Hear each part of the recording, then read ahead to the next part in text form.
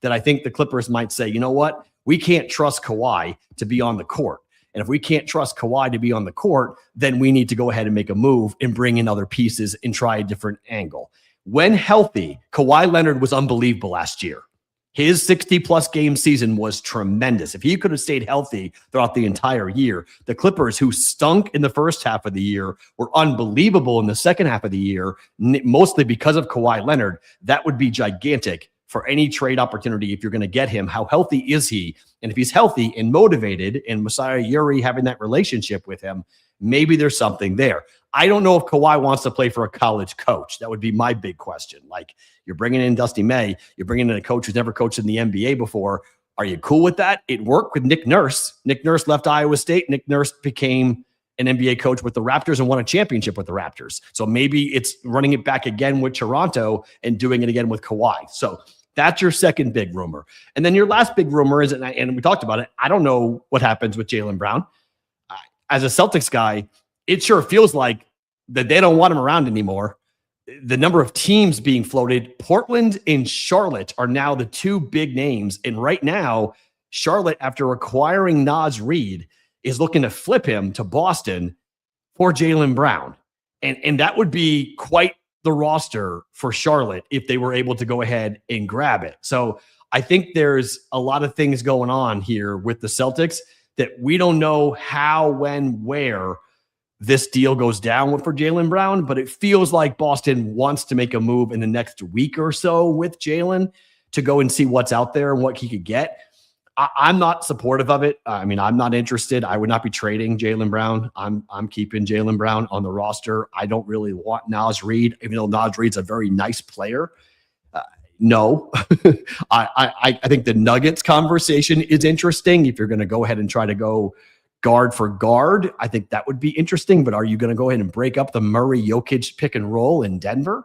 Jamal Murray would be a nice addition. I think that would be a good fit with Jason Tatum.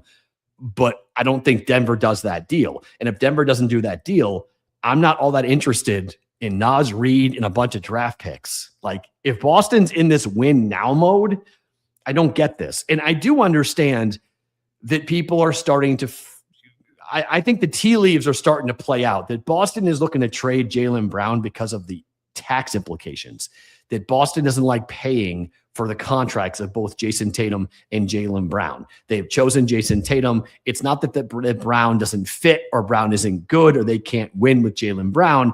I think it's ownership coming in and saying, hey, let's try to figure out, take this $50 million a year player and let's get 3 players for that much money. If it works, great. But Boston tried that last year, and how did that go? Up 3-1 against the Philadelphia 76ers. They fell apart. So when we come back in a week, I don't think Jaylen Brown's a Celtic. What deal will be made? I don't know. The LeBron thing, I think, will take a lot longer, and I think there's going to be an interesting look to see what happens with Kawhi in Dallas. I think that's probably the most likely of the 3 scenarios we just talked about. Let's talk World Cup. 3 games, 1 just kicked off. We got 3 today. Let's find out where in the world our guy is. Adam Bjorn joining PTO.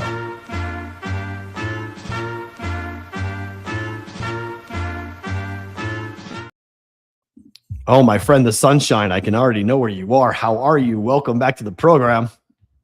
I'm good, Matt.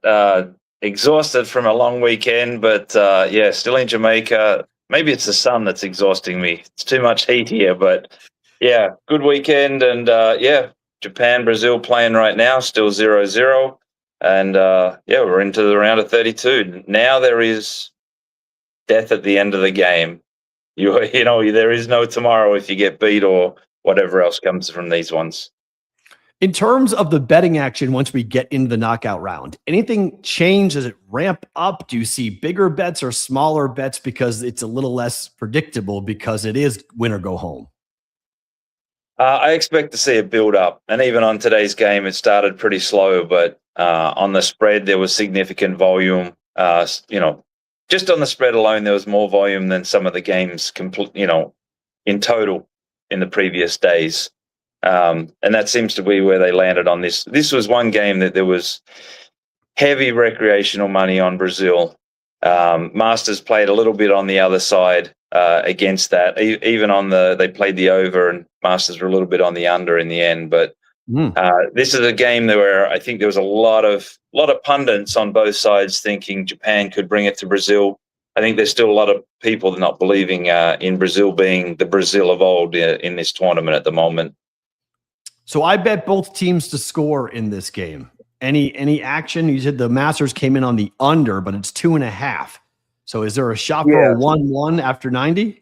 So there was money on that, both teams to score. And this is the kind of game that I would expect there'd been opportunities for both teams to score. And there's been opportunities, just no one's put it in the net yet, which is kind of at times, when everyone's zigging, you zag, and you just got to try to play the other spot. But this one feels like a very open game. Both teams can score. Defenses aren't the strongest out of all the lineups in the World Cup. Normally, Brazil gets a lot of action from Masters, from rec players to win the whole thing. What's the liability on Brazil? Because it feels like the shine might be off this team a little bit. A lot of questions about, is this a real Brazil type roster? Yeah, definitely they haven't drawn the money. I mean, even this morning they were 15-1. I think they're around 12s or 13s live at the moment. But no exposure on them. They're still a big winner. Our biggest exposure is Argentina. Like 7 figures across all brands, proper exposure. To me, they're an insanely short price at 3.5-1, but their draw is kind of open up, and they really should just cruise to the semifinals. All things being equal, they play the games because all things aren't equal. But at the end of the day, they got Cabo Verde first out the gate, which if you had to pick a team, it is a team you'd probably want to play against. The idea for them is to 0-0 it, go to penalties, and hope for that spot. I think is their only way to get through. Pray, close your eyes and pray that you get there if you're Cape Verde. What about last night's or yesterday's result with Canada becoming the first team to punch their ticket to the round of 16? How did that go? Because that was a goal, obviously, in stoppage time. Late in that game, we were headed to the extra period, but we didn't get it. Canada wins, Canada scores. What type of outcome was that for you guys? 0-0 was the best from both a touting point and a bookmaking point. Definitely was hoping that would go to at least extra time. Canada getting home it ended up being a pretty good result because you get people coming in on the draw all the way through. So it was sort of at a point where it was going to win all the way across the board for the short prices that had been laid the draw, as everybody started to expect it just to peter out, go to extra time. But yeah, not the best result. Draw was ultimately the result we were waiting for. All right, so we have Japan and Brazil currently in action. We got 2 other games. Germany and Paraguay. You got a pretty big favorite here for Germany on the 3-way. Total is 2.5. If you want to play the goal line, we're talking about a plus 108 here on Germany. I've seen a lot of people take Germany to win this game 2-0, 3-0 here. I think this game has a shot to go over. What's the master money coming in on the second game? Yeah, so the master money and the recreational money are all playing the -1.25, -1.5. On the total, there's not a lot of volume, but it is the under 2.75, under 3. I think that's the 2-0 is the one that I'm seeing a lot being played around. Paraguay have been tough. They've kept goals out. They got a red card early in the game. I think it was against... Boy, who did they play in that game? God, it's days ago. Forgot about it. They played. I forget. Yeah, but Turkey was the one they held out. But 10 men, right? Yeah, they're built for defense, so they will sit back. And the thing about Germany is they're not here for any beauty awards. If they get up 1, they'll sit on that. So I think that's really one where potentially the under. No matter which side you're looking at, Germany will be happy with 1-0. Maybe they get the 2 and just lock it up. But I don't see them pushing any harder than that to try and blow anything away. How will the way that the group stages went, which set a record for scoring and average goals per game, once we get to the knockout round, is this a potential pitfall for the public to think, well, the knockout round went so high scoring, or sorry, the group stage was so high scoring, so the knockout round will equally be as high scoring? Do you think it stays point, or do we change here and we start seeing unders come in? I think that's where some of these numbers are a little inflated based on what the group stages bring. And I think that's why I'm looking at under 2 3/4, under 3 Germany today. They don't need to put on any sort of performance. They just need to get through to the next round. That's the goal. And you got a team like Germany that know exactly what their goal is, and just getting by today is step one. And Paraguay, again, their goal is to probably get as long as they can into the game 0-0 and take it to penalties. So this is where public money, although this one is on the under a bit more than the over, is where the numbers do feel a little inflated because of where the group stages. It's sort of seen those record total goals, etc. The third game today is the Netherlands against Morocco. We've seen +2, got 2-1 on the draw here on this one. So this is interesting. It's the shortest price of the 3 games from a draw perspective. Netherlands are a little bit of a favorite. Total again, 2.5 here, although it's juiced to the under, not juiced to the over. What are we seeing from Netherlands and Morocco today? And this is a pretty well balanced bet across the board. Spread, total, 3-way. This is one game where I think there's a lot of people that believe, they're both ranked pretty closely. Netherlands do what Netherlands do. They come out, scored lots of goals in the group games, and then sort of fall apart once they get to the knockout. So there is some thought on that. I do think the Netherlands have looked pretty good. Morocco, very strong, obviously one of the top African teams coming out of that. And that'll be a tough one. So that one's to me a bit more of a flip of the coin. I'll be staying out of it until I see something that really pops up. But right now, the books are balanced. There's no real sweat for us, but there's still a few hours before that one kicks off. All right, so Team USA will play on Wednesday. We'll be off for that. So I'm curious. I know we're a couple days away from Wednesday's game against Bosnia, but what are we seeing here? And what's your gut take on Team USA? Because you were off them, then you're on them. You've gone back and forth. Where are we? What's your feeling for Team USA? Can they get through to the round of 16? Well, I think they might even be one of the shortest price favorites coming into the next round. Banana peel game maybe for the USA, Bosnia. I mean, they weren't real strong playing Canada and Switzerland in the previous round. USA is expected to get across this one. The draw is really set up for them to go deep into this tournament now. But this one they should get through as long as they're concentrating. There's been a lot of hoopla and all the noise that come out of that Turkey-USA game. It didn't matter. Who cares? They'd already gotten through. I can hear sort of a loud anti-American sentiment, sort of, oh, they got beat. Great. Didn't matter.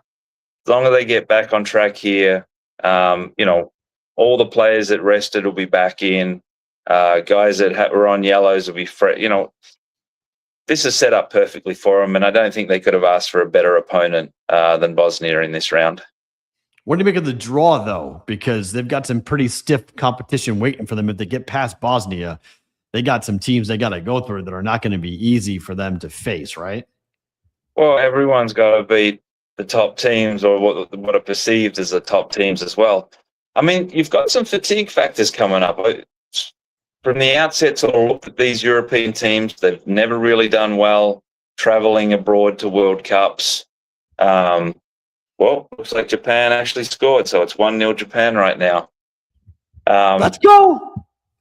So it's, you've got to beat all the teams anyway. So ultimately who do they have? Who's in the next round? I'm trying to think. It's somebody not great because they have Spain in the quarterfinals, I believe, and then they have France in the semifinals. It's like, and then potentially Argentina in the final. Like they've got their road is not easy for them. I just can't remember who they're playing in the next round. If they beat Bosnia, where they go after that? I think they get Egypt or Australia. I think is the next one. I think it is Egypt. Yeah. Yes. Okay. Yeah. So I mean, they might play Australia again. I don't think they will. Likely Egypt. So I expect that's a head-to-head sort of 50-50 game in my opinion. But after that, yeah, I mean that No, side no. of the So, draw. okay, hold on. Let me correct myself. It'll be Belgium. They'll play Belgium in the next round. The winner of Okay. Belgium Senegal. That I knew it was somebody not easy. I knew it was going to be a tough draw in the next round. Okay, so again, Belgium, Senegal, Egypt. I think they'd be all similar teams. The European teams, I think, are going to hit a bit of a wall at some stage. Some of these ones as well. The Portugal, Belgium. I still don't see them getting through. France is clearly the best team. If this was in Europe, I'd be all over them at this point in time. But I think it's set up for some surprises. And the USA is getting, a nice, easy round of 32, according to the bookmakers. Then they get into Senegal, Belgium. I don't think at the quarterfinal stage, if you lined up all the teams and said you can have Belgium or Senegal or another team, they'd be going, all right, no problem, I'll take those. So it is expected to get harder, but I don't think any of the teams in the next two games, they should really see as, no, we cannot win this. So I have a 6-1 ticket on Team USA to make the quarterfinals. No hedging, let it roll, let it go. You like them to get there? At the odds of that, I'd be letting it run right now. When I come into the hedging world, and we had Scotty on the weekend running that missed, I don't know how he missed that putt this morning. There was 150 to 1 parlay out there that, there was some hedging done and whatnot. Cover your stake. So if you've got the 6 to 1, you got 100 to win 600. You can potentially probably cover the stake at not too much and let it ride in those spots. But that one, I'd be letting it get through the Bosnian one at least, and then seeing who they play. Because if you lose to Bosnia, then boy, obviously, what can you say? yeah. I'm letting I wouldn't hedge unless it's if it's Belgium, and I may hedge actually in game depending on what the game looks like. But if it's Belgium, I'd feel a little bit uneasy about it. But if they lose against Bosnia, so be it. Just take the loss and we'll move on from there. I have France at 4.5 to 1 to win the whole thing. Have you guys adjusted your prices at all to France here after their performance so far? Yeah, I think we've got them just over 3.25 to 1 is where we have them there. Again, I think clearly the most talented team, the best team, but they're in the toughest quarter of it. I mean, they're the Germany, the Netherlands, like that's a tough quarter in there. Definitely wouldn't want to be in that one. But France, they'll know those European teams. They probably match up better with them. But then on the flip side, Germany and Netherlands know them well now and should somewhat have some confidence against them as well. So, again, you got to beat everybody to ultimately get through this. You can get an easier run than some others, have some others do your dirty work for you and knock out some of the better teams. But right now, France look good. SoFi was the host last night for Canada's game against South Africa. Did FIFA make a mistake by not putting the final in LA and putting it in New York at MetLife? Because everyone's raving about SoFi and how nice it is and how easy it is to get in, get out. Did FIFA make a mistake by putting it in New York and not putting it in LA from a final perspective? For travel and whatnot, in and out, I guess they look in East Coast versus West Coast, thinking Europeans more than sort of Asia, Oceania, that sense. New York being New York, but it's really New Jersey, right? Not New York. So sure, yes. Yeah. But for class stadiums, from what I understand, SoFi is the one that's really getting the rave reviews versus a MetLife one.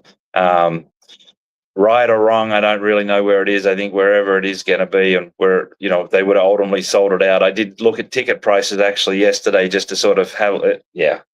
I mean, quite insane. But, who knows who's going to get there at the end of the day. Brazil not looking like they're in the shot right now. But East Coast versus West Coast, isn't that the 100-year argument in the US of which side's better and whatnot? I'm about to live it myself. I'm going West Coast, East Coast. I'm gonna be bitching and moaning about East Coast start times for the next, 20 years, whatever I'm living on the East Coast, because West Coast is by far the best for sports. East Coast is ridiculous for start times for things. So, but I was surprised when I saw some people last night on Instagram going off on it, going like, how could you let SoFi not have this given the beauty of the dome and you're not worrying about rain or anything? and it's California versus going and playing in England. But it's a good point about if it's France versus Argentina, East Coast time, East Coast broadcast window may be better for the overall product for FIFA. Okay, so I'm off for the next 4 days, but folks have been following you on your live stream, and the chat says you're on quite the heater on your live streams. So what time are we going live on at Adam Bjorn for you to copy in and get people where the action's going? Well, the unfortunate thing is I tipped 150 to 1 5-teamer this week, and it was the most enjoyable ride from... That's the draw parlay, right? The draw. Ecuador started it and then closed out the draw. And to finish the way we finished with that Algeria-Austria game was, for any gambler out there, that was the 60 seconds of, we're going to win this, we're going to win this, you mother... Oh my God, what just happened? And then we had Scotty running all weekend. Like, who's thinking Scotty's going to get beat in that situation? And then to be inside Hovland this morning. Yeah, so Canada 0-0 yesterday. Like, yes, it's been on a thing. It's going to be hard to top this run with anything. But trying to go sort of, now it's back to one game, 15 to 20 minutes before each game, just giving an insight of where the charts are at. Occasionally a data play pops up as well, which I've actually been doing all right the last 2 or 3 days. And yeah, just trying to educate and give some information and maybe tip a winner here and there as I go along.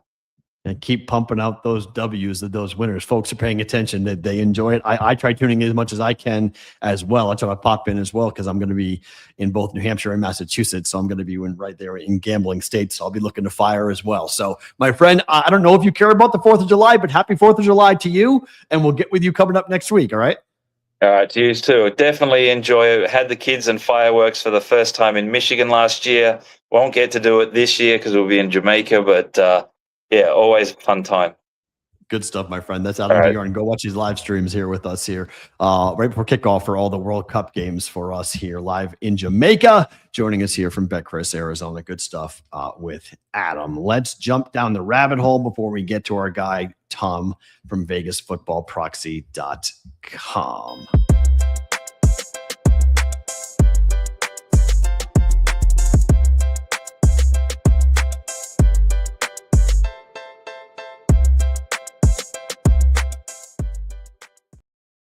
All right, guys, we talked about this a bit last week when we had our guys on from Rabbit, but they are giving you an opportunity to get a free t-shirt.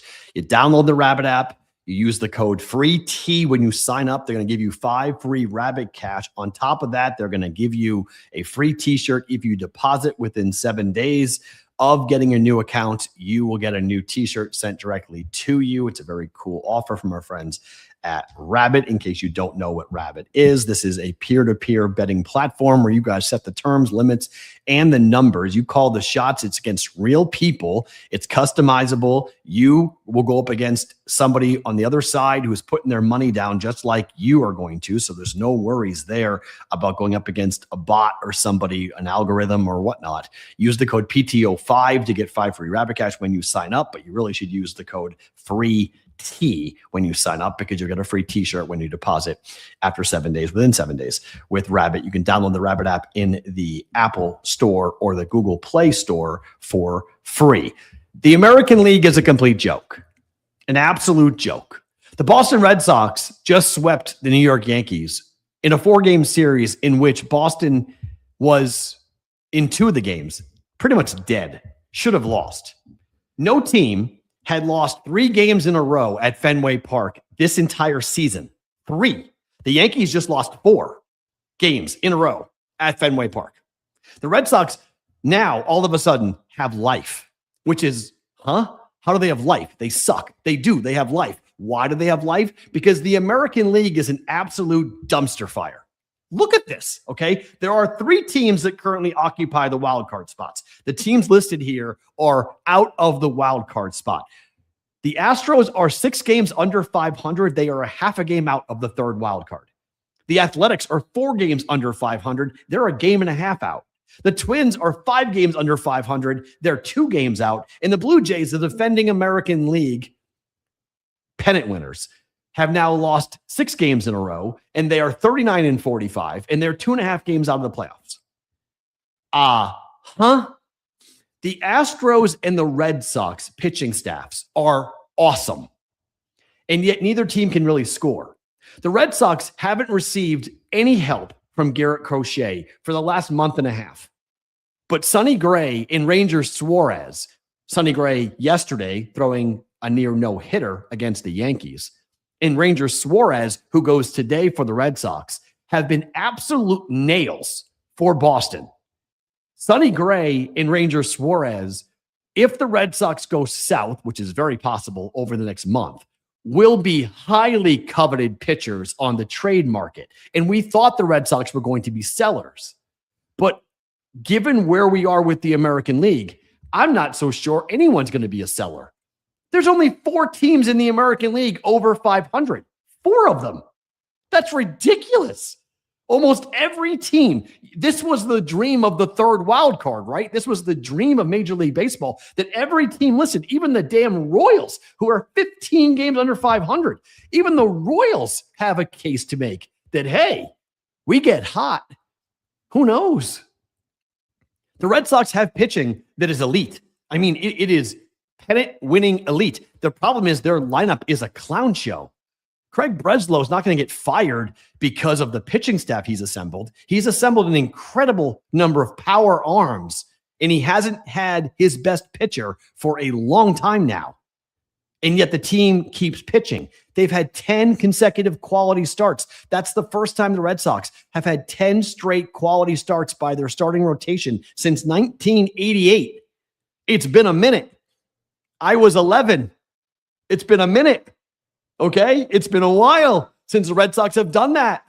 And here they are pitching their butts off, and they can't get much offense. They were up 2-0 last night. Here comes Aroldis Chapman in, who is most likely going to be traded regardless of what the Red Sox do. He looks dead tired. He gives up 2 runs. It's 2-2. The Yankees score 2 runs in the top of the 10th because all of a sudden Willie Abreu can't play right field. The best right fielder in baseball kicks a ball around, throws a ball to nobody, allowing a run to score, and then letting a runner go to third base, where eventually the second run comes in because he drops a pop fly. So or I guess it was a line drive. We still dropped it. And then the Red Sox score 3 runs to win the game 5-4. And Jared Duran is the one that knocks the game-winning run in. The same guy got into a fight again with a fan. It was a Yankee fan this time, not a Red Sox fan. But this guy just gets into fights with fans every damn game. I don't know what to do with this. The Yankees, they better get Stanton and Judge back in a hurry. I mean, this team, you can't go into this. And there are folks that are saying Aaron Boone should be fired. Well, we've been talking about Aaron Boone getting fired forever. And Aaron Boone can easily say, I don't have my 2 best players. What do you want me to do? I don't have Aaron Judge and Mike Stanton. What do you want me to do? I can't do much about this. It's not my fault. I mean, every time he's like a cat. He's got 9 lives. He's got built-in excuses for everything. Every time something negative pops up around Aaron Boone, he can just go, well, I've got an excuse. This is why. It's not my fault. This trade deadline might be crickets. People might not do anything. In the American League, at least, on top of the fact that the most likely baseball is not going to play next year. So we may not see as many people jump in and do this so I don't know. What's this, by the way, Mikey? Are you, is that like your anniversary member for 1 month? What does that mean? I've never seen that before. That's a new live chat thing. Huh. So are you like, does YouTube like honor you for being a member to the channel for a month? Well, that's cool. That's interesting. We do have, by the way, if you like the little cool little things that everybody has, the little hats and whatnot, that's our milestone perk. Oh, that's good to know. I didn't know that. That's pretty cool, Sonic. All right, there you go. Oh, there you go. It's a member from 1 month there. Okay, very cool. I like that. So there you go on that.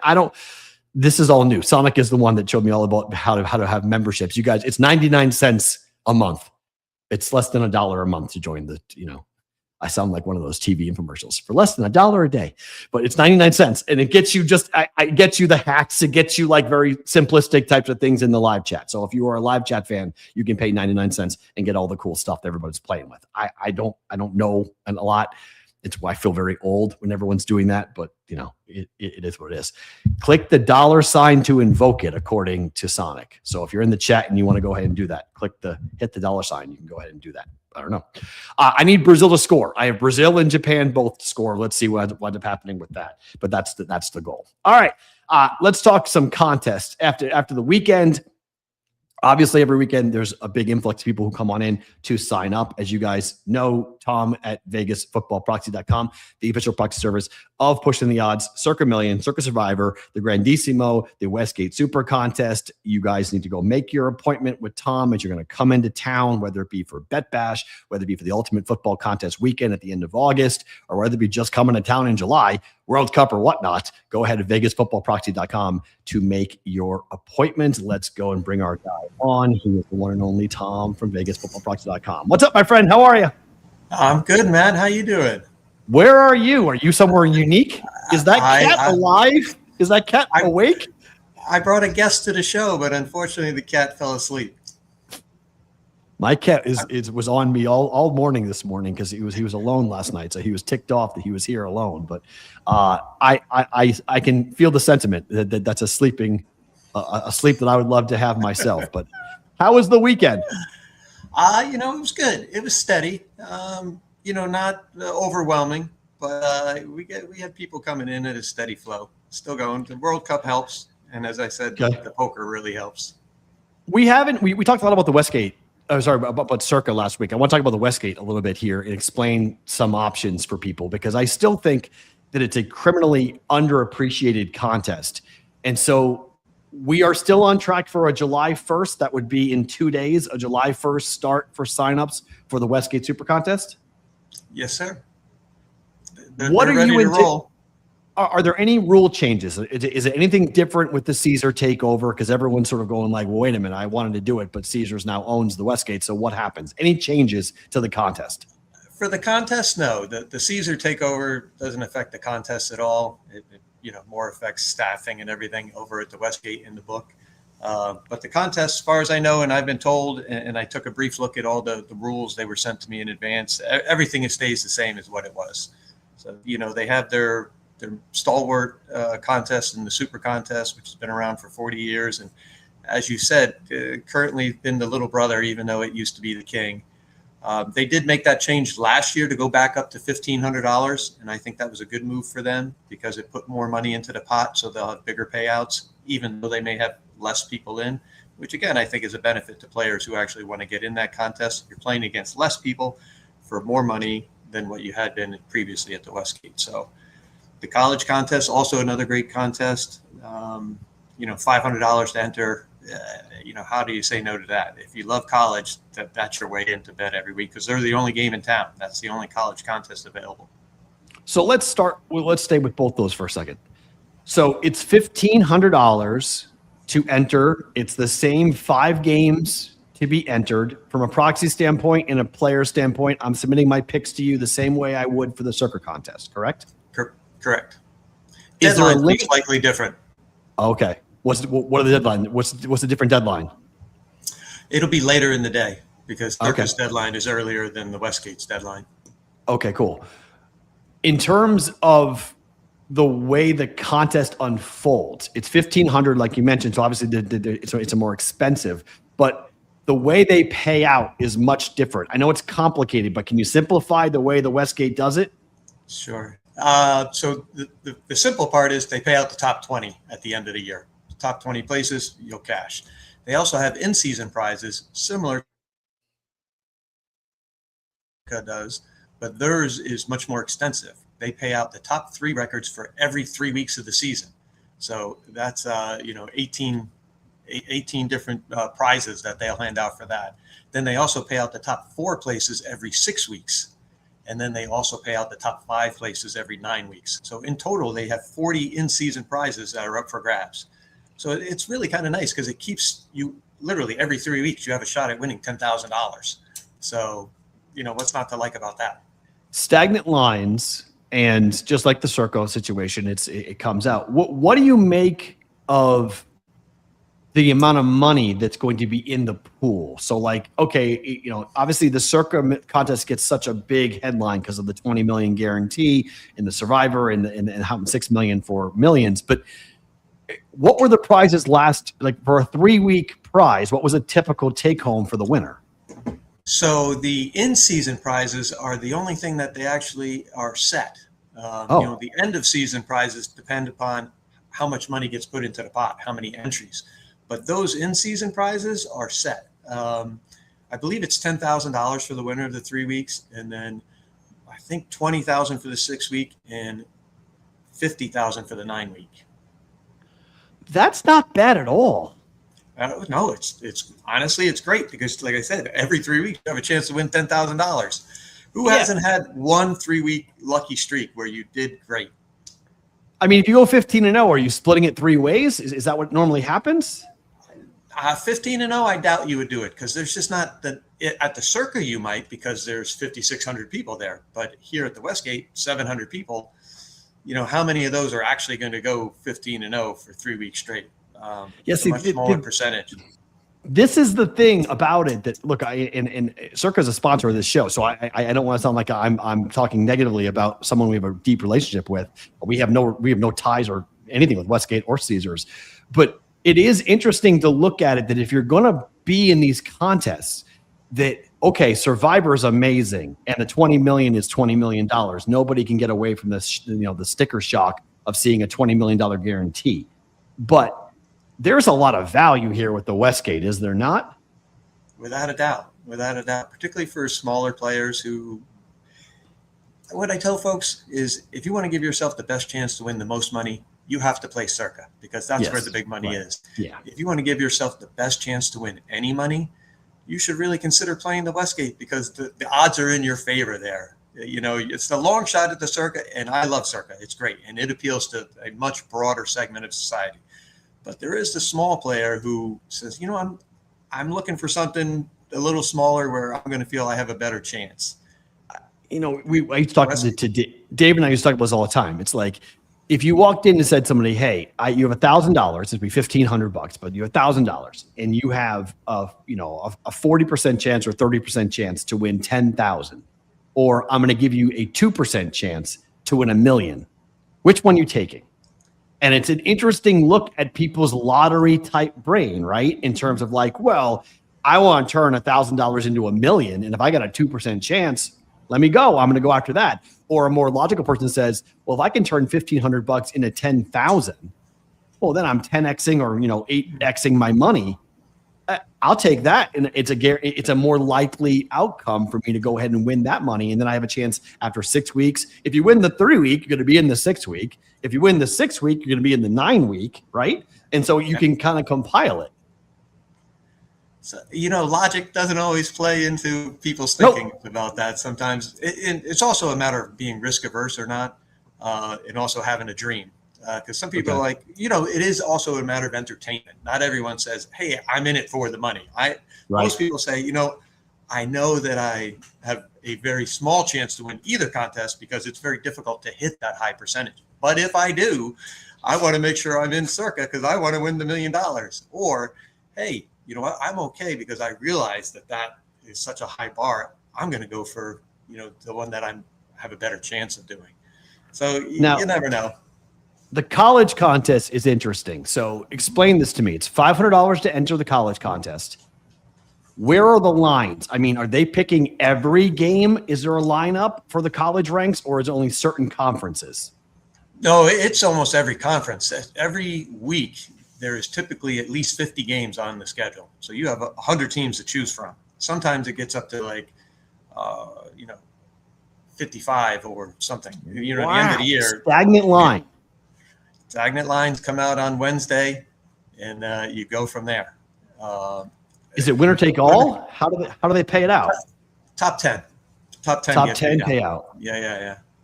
How many were in it last year? 1,000, just over 1,000, maybe 1,100, somewhere between 1,000 and 1,100. and which is a great turnout for the first year of the contest. It superseded it, exceeded the super contest. Sure, because it's a college. It's college. What?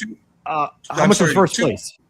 It was a little over 200,000, 220, something like that. You're for 1,000 people entered. That's it. Yeah. Well, because it's only $500 entry fee. And but you can pick 10. If there's 55 games, you get to pick. Stagnant lines. The professionals had to be all over that. No. We ended up having 3 people in the top 10 last year, and they're all just regular guys. What'd they take down? Let's see. Our biggest winner probably took down 80,000. I think he came in third.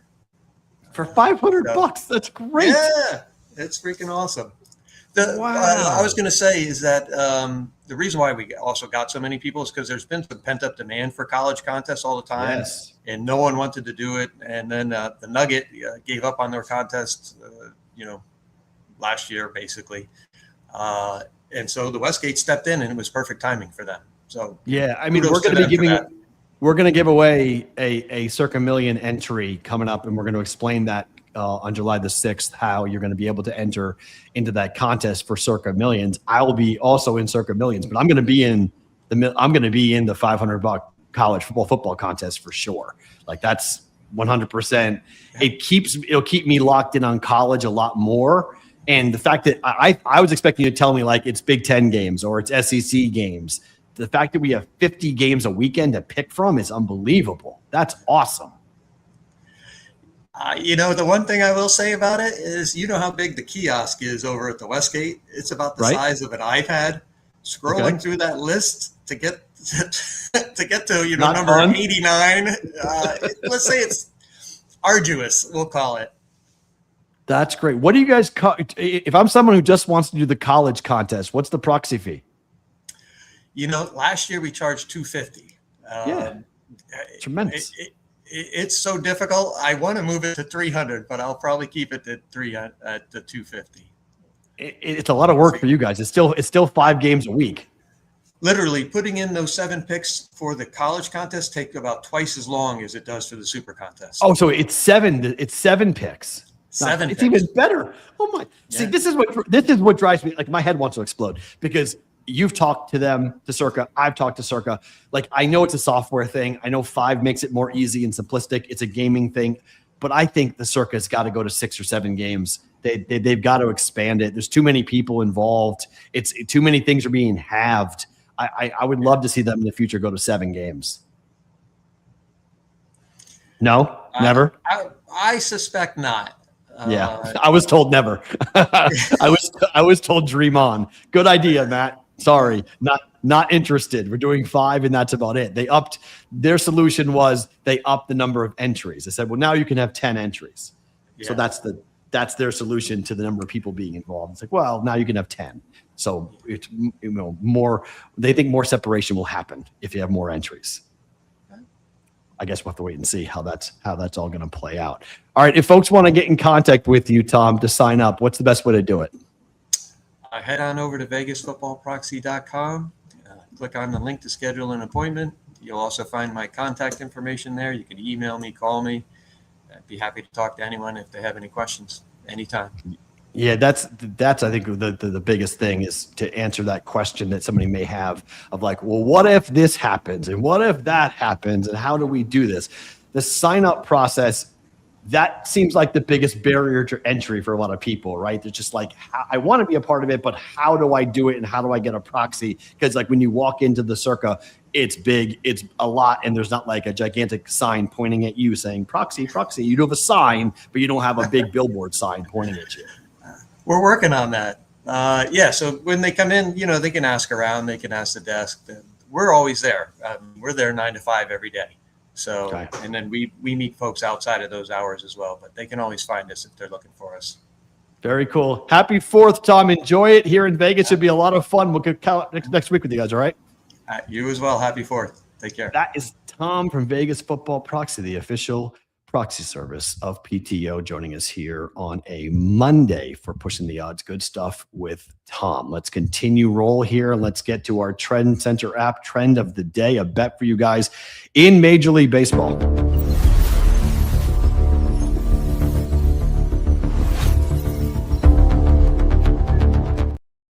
Trend Center app trend of the day. PTO is the code to save 40% off your first 3-month subscription, any subscription with Trend Center. This is an app available in the Google Play or Apple Store. They've got highest win rates. They've got most profitable. They have community plays. They have over 30 years of data packed into this app to give you trend information for every baseball game happening today and more. NFL and college, cannot wait to use this coming up. This will be a huge help for me and others who use it come college and pro. Just looking at overall historical trends going in NBA basketball when it comes back, in the NHL as well. It was great for hockey for me last year. PTO is the code to save 40% off your first 3-month subscription with Trend Center and the Trend Center app. The Trend Center app trend of the day takes a look at what happens after a loss for the Arizona Diamondbacks. After Arizona loses, they are 16-0-1 to the under since May 30th of this year. Or that should be last year. That's 25. That's wrong. That's 25, not 26. In 2025, 16-0-1. This is active in today's game for the Giants and the Diamondbacks under 8.5.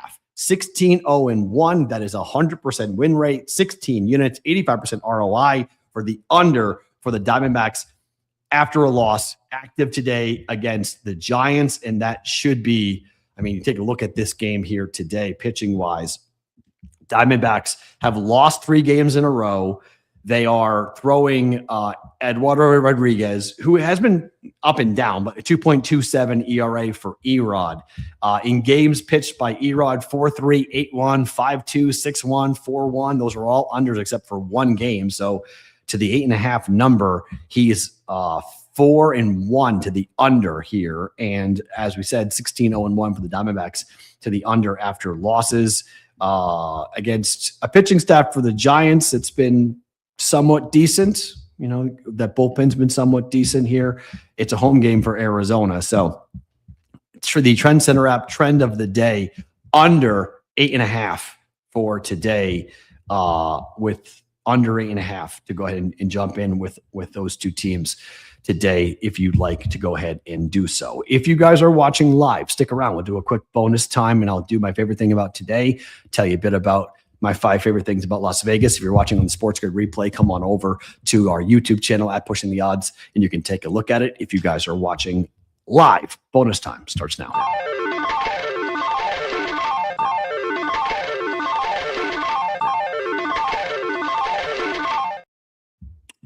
Okay. We got a couple things to jump into, but let's do just the picks here. I'll give you guys some plays for the rest of the day.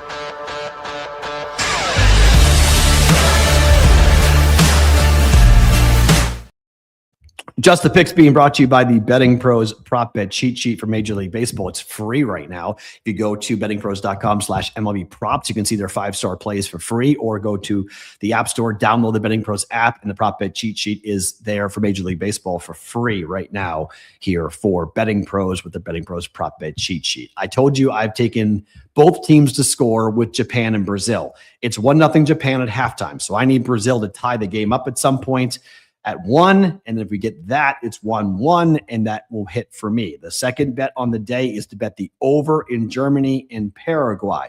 After listening to Adam Bjorn, I don't like that bet anymore. I would say the under is the better play. So I think in terms of, I have bet the over, I would bet the under. I would pivot here and bet the under between these two teams, just because I think that's the better play here. Listen to Adam, and Adam's making a pretty good case for it. So I'm going over 2.5. If you want to trail me, Adam says bet the under 2.5. Do what you want with that information. I like the run line for the Brewers today up against the Reds.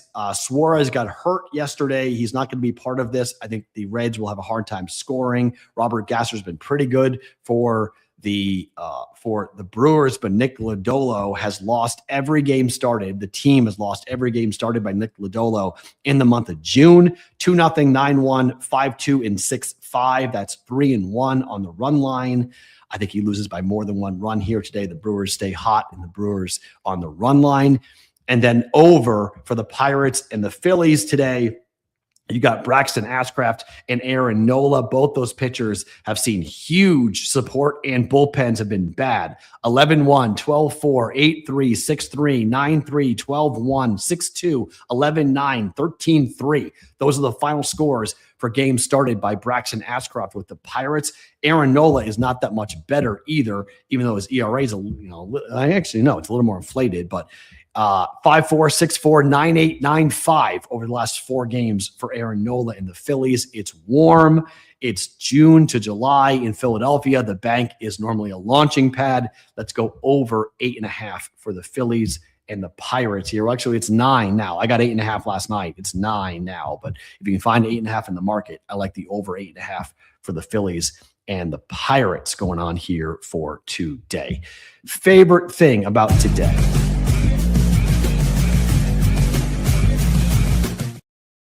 Okay, we've hit the part of the show that I thought might be a little bit on the emotional side, but I got a couple things I want to say, and I got something I want to talk about here a little bit as well. But first, these last 10 years, personally, there's been so much that I've gone through, and to kind of go back and remember moving here in December of 2015 and working for a company at the time called Yahoo Sports Radio, and was moved here to do nights. I still remember the conversation with my boss when I was in Houston, when he said, "Hey, we're looking for someone to go to Vegas. Do you want to go to Vegas?" And I was like, 100% get me out of Houston. I hated Houston. No offense. Did not like that city. If you live there, you love it. Great. I hated it. I wanted out as fast as I could. And so I was married at the time. Madeline was 1 year old. And we moved here, and moving here was not easy. I worked nights. I worked from 7 to 10 every single Monday through Friday, and got home at 11 o'clock, was up to 2 o'clock in the morning. I had a $50 bar tab that I was given that I could eat and drink whenever I wanted every day. And I ate bar food and I drank, and I put myself into a bad spot. And I turned 40 years old, and I went and got all of my tests done and did a whole big, physical. And my doctor came back and told me, "Do you want to see 50?" And I said, "Well, yeah." And he goes, "If you continue living like this, you're not going to see 50. I was like, "What?" He's like, "Every one of your numbers are bad. Your weight, your cholesterol, your pre this, your pre that, over and over and over again." He's like, "This is awful." He's like, "We've got to change this." And so I flew back to Houston and sat down with David Gow at the time, who owned Gow Media. And I said, "I can't keep doing this. I can't keep working nights." And he was like, "Oh." I was like, "My wife doesn't want it. My doctors tell me I have to stop. I have to do something else." And he was like, "Okay, what do you want to do?" And I said, "I want to do a sports gambling show." And he was like, "What?" It's like, "I want to do a full-time sports betting show." This was in 2017. And he was like, "Well, how do you know that PASPA is going to be overturned?" And I said, "People in Vegas have all told me that it's done. The Supreme Court is going to rule to repeal the Professional and Amateur Sports Protection Act, and sports gambling is going to go crazy in America." And this was about 6 months prior to the April PASPA overturn in 2018. He said, "Okay, when do you want to do it?" I said, "I want to do middays." And he said, "Okay, let's figure this out." So I wound up doing 9 to noon middays, 12 to 3 Eastern time, and calling the show Pushing the Odds. Got the term Pushing the Odds. It's a poker term. It's a term that always has kind of stuck around. I'd heard it in Vegas be tossed around, and I was like, "Oh, that'd be kind of a cool name for a show." So I called it Pushing the Odds. From that show, I had so many doors that were opened up because sports gambling was going everywhere. I worked for so many companies. I cannot tell you the number of people that I worked for over the 10 years I worked here. It was unbelievable, the number of people. I mean, every company that had bet in its name, I probably worked for.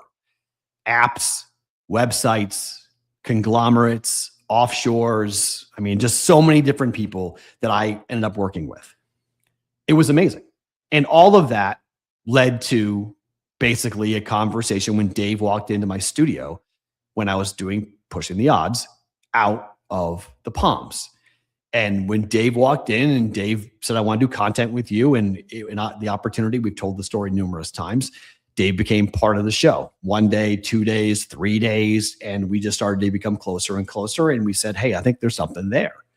And we wanted to do a show, and we have been doing a Bet It or Book It segment. That's what it was called. It's called Bet It or Book It. And I would tell him my bet, kind of similar to what I do with Just the Picks. And Dave would say, good bet, bad bet. And from there, we came up with the idea for the Bostonian versus the book. And that show led to me quitting radio. It was the best thing that ever happened to me. It was the best thing professionally. It was the best thing personally, because I did not know I was headed for a divorce. I did not know that what was going to happen in my personal life. But without Dave, I wouldn't have been able to get through what happened here. Like, it just wouldn't happen.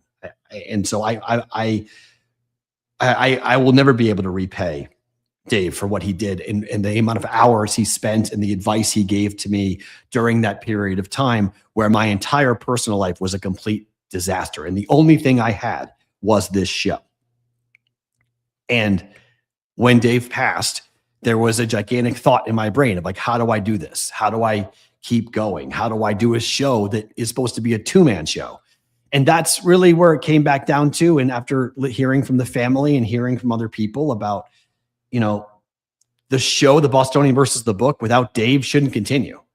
And so you can continue doing what you're doing, Matt, but the BVB brand should be laid to rest with Dave. And I said, okay. I did it for as long as I could until I finally came around to the idea that, yes, I agree, we should go back. And so we started this program back up again. And not everybody agrees. Not everyone likes it. I mean, it's weekly that I'll get a hate message from somebody saying the show's gone downhill since Dave left. This is not the same show. You're right. This is not the same show. I can't create the same show. In fact, but I don't want to create the same show. The show's different. I will say this about the nervousness that some people have about me heading back to the East Coast. This show is not going to turn into a Boston love fest, even though you guys think that's what it is already. That's not what this show is going to be. This show is not going to change. The format's not going to change. The subjects are not going to change. The interviews are going to be the same. Adam Bjorn's going to be part of this program. D-Bro is going to be a huge part of this program. Fitzy is going to be a huge part of this program. There will be more people that will be a part of this program. I want to build out as many voices as I can to add to the show so it's not just me. That's the goal for the fall, is to have as many different people come on this show consistently to be a part of it. I want Emerson part of this show a ton. Emerson Latzia, for as much as DraftKings will let him, I want him on this show. There are other people that I will want to bring onto this show as well, and to have them just be creative. I mean, I would love to find somebody who wants to be the show, who gets the show, who is a female. And I would hope that at some point we are able to add that. So that's kind of the goal here for me as we go forward. It's not the same show. It can't be. I mean, it can't be the same as what it was with Dave. And so me moving to the East Coast is again a personal decision. And these last 10, 11 years, I love this market. I love this city. You guys don't know what the last 6 months were like. And I often laughed because, like, at some point I know Dave would have brought up the stuff that I've been going through, and he probably would have made reference to it in some point, because he would have been like, guys, you don't even understand what the story is right now with what Matt's going through. And I'm still not out of it legally, so I cannot discuss what has been going on and how crazy it has been, because it could be used against me. And my lawyer has informed me, like, you're not supposed to talk about on air. Don't talk about whatever's going on. But I'm going to be back a lot in Vegas. Okay. So I think I can say this, but I don't. My daughter is coming with me tomorrow. She's going with me for the summer. And then Madeline will be going to school here in Las Vegas. So I will be back here a lot I'll be back here in August, obviously, for Bet Bash and for what's going to happen for the Ultimate Football Contest weekend. So we have 3 live shows in Vegas in August, but I will be flying the same way you guys saw me fly from Vegas to New Hampshire. I'm going to fly New Hampshire to Vegas. And so there's going to be places I'm going to be doing the show here. I'm still looking for a studio where I can do the show out of when I come to town and be here. But if you're wondering, like, is Matt leaving Vegas? No, I'm not leaving Vegas. I'm going to be back here a lot. My daughter's here. So I'm going to be here a lot. And I'm still going to be a gigantic part of my daughter's life. It's just that my full-time residency is going to be in New England. As I talked about it in the beginning part of the show, a lot of that has to do with my family, how old my family is getting, my sister having her first baby, and just the overall feeling that my time here in this town without Dave being here, it's over. It's done. Even with my daughter going to school here, which, you know, again, I can't get into all of it, but there's a lot more to that story that one day hopefully I'll be able to explain and tell as to everything that's gone on. But it's been a hellacious 6 months. And this move was really hard. These last 3 days have been really hard trying to get out of here and do all this stuff by myself. It's been rough, but I'm leaving here not emotional. I'm leaving here thankful and appreciative and in love with this city as much as I was in love with this city when I first got a chance to come here. This town is awesome. Las Vegas is truly, truly unique. And I'm going to miss Las Vegas 100%. I mean, talk about my top 5 favorite things about living in the city. Number 5, everyone comes here. It's incredible. Conventions, trips, concerts, games. I saw so many people every year that I never had to leave. They were coming to me. Hey, Matt, I'm in town. Hey, Matt, I'm here. Hey, Matt, I'm going to be here next week. It was awesome. The number of people from my broadcasting career that I would bump into that I would never see otherwise would come into town. It just really, everyone comes here. It's such a cool part of living here that everyone just comes to us. Number 4 is the weather. I mean, we're talking about over 300 days of sunshine. The consistency, going to New England and dealing with the inconsistency of the weather is going to be awful. I'm going to bitch and I'm going to bitch and I'm going to bitch about the weather. Okay. And I'm going to go get me on a plane back to Vegas. And that's why I'm glad I'm coming back to Vegas as much as I'm going to be coming back to Vegas, because when I need to get out of the cold, I'll get out of the cold and I'll come to town and I'll hang out here for 4 days. So like having that is going to be a big part. I can't do it much in the fall, probably more in the winter time, but the fall is going to be a little tricky just because it's football season and I've got a lot of things going on. So like, I don't know yet about all that. Like I got to figure out, I have everything to Labor Day I've got booked. After Labor Day, I got to figure it out, but I got some time when I come back to town, try to set things up. Number 3, the city being 24 hours. Everyone thinks it's about drinking, right? It's not just about the drinking that goes on 24 hours. It's the fact that everything normally is open. Like if you need a sandwich, if you want a hot dog, if you want to go to a movie, like things are just open.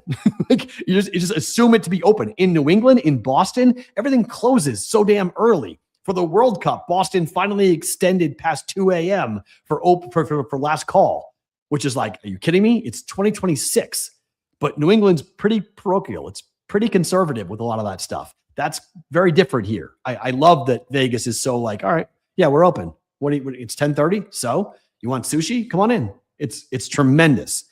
Number 2, folks don't care what you do in this town. They don't care where you go. They don't care what you do. They don't get in your business. You want to gamble at 1 a.m., go right ahead. You want to go drink at 6 a.m., go right ahead. No one cares. No one gets in your business. If you hurt somebody else, people care. But if it's just you and it's just what your behavior is, people stay out of your way. People look the other way. People don't gossip. People don't stick their nose where it doesn't belong. It's a great part of this city. It's because of all the tourists that come here. People don't want to be seen. It's from the what happens in Vegas stays in Vegas situation. But I love the fact that people, for the most part, don't judge. They just go, okay, yeah, sure. There's not some big, huge like commitment to like, we stand for this in this community. It's not like that. It's way more free flowing. It's way more open. And finally, number 1, sports and the start times. Vegas is so good. Like it's so good. It is so good to start games at 5 It is so good. It's not good for your family. I'll tell you that right now. Okay. Everyone in my life is so excited about the fact that sports will start at 7:30 or 8 o'clock at night for me to watch games, because I have the whole day. I can't say, sorry, I got a game to watch. 5, 6, 7 o'clock. That's just open time now. Football games at 1 o'clock on Sundays, all morning long. Hey, we're going here on Sunday morning. Yeah, but I gotta, until when? You have a pregame show at 12. You can go out. Oh, right. Before it was, hey, I'm on the air at 9 o'clock in the morning. I can't go anywhere. The games being over at 10 o'clock, 10 p.m. The games are over. On the East Coast, it's 1 a.m. It's 1:30 a.m. It's brutal. It's absolutely brutal. So just rough. Just the whole thing is rough from a time perspective. So that's going to be probably the most difficult thing. But, I have loved my time. I've loved my experiences here. I love the people here. I was trying to get with Chris Andrews today. It just didn't really work out. But guys who have been just phenomenal for me to get to know and to have on this program. Jeff Benson's going to be on this show. I'm going to see those guys at Circa in the month of August. So we didn't need to bring Jeff on because he's going to be a part of it. Jeff Sherman now going over to Circa, having him come over, which, him being on the show as much as he has is great. So it's been tremendous. It's people say oftentimes, don't be sad it's over, be happy that it happened. I really do feel that way. I'm not sad that it's over. I'm happy that it happened. I'm happy I lived here. I loved it here. I still love it here. It's been a privilege and a gift to be living in this city. And if you have a chance to live in this city, I would recommend it to anybody. I think this place is awesome. I think Vegas is absolutely tremendous. Are there problems? Yes. Are there issues? Sure. Is it a great place to raise a teenage girl? No, not even close. And I did not fully understand that until my daughter started to bring it up about a year ago. She started to bring it up and she started to say, I don't like the market here, Dad. I don't like what happens. I don't like the way women are treated here. And I was like, wow, seeing that through your eyes is a whole different world. So there are some negatives, of course, but there are a lot of positives about this market.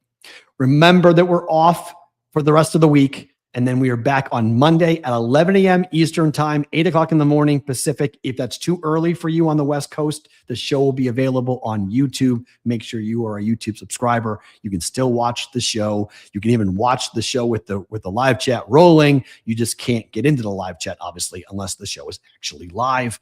But it is available whenever, or watch it on the Sports Grid replay at 10 p.m. Pacific time.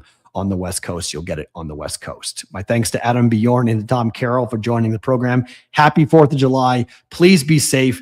Watch out for the fireworks. Make sure all 5 digits on both hands come back next week on a Monday, folks. Enjoy the long weekend. Happy 250th to America. Talk to you on Monday from New Hampshire with a new start time for Pushing the Odds with Matt Peralt. Brought to you by Betcris Arizona.